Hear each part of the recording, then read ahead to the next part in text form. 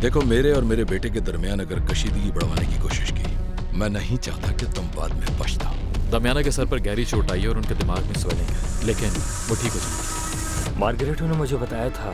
आपके डैड को पहले से ही पता था कि वो नहीं, ऐसे मत कह। मुझे अभी उनके पास जाकर प्लीज।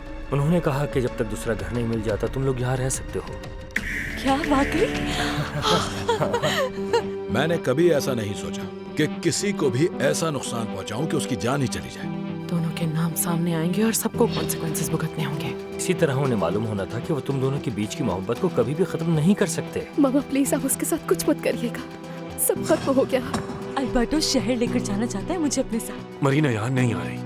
लेकिन क्यों? मेरा दिमाग खराब मत कर और चली जाओ यहाँ से। मैं तो बल्कि उससे मिलके ये देखना चाहता हूँ कि ऐसा क्या है उसमें कि तुम उसके दीवाने हो गए। लेकिन उसे रोकने के लिए अब मैं कुछ और तरह के तरीके आजमाना चाहता हूँ। क्या मतलब आपका? कैसे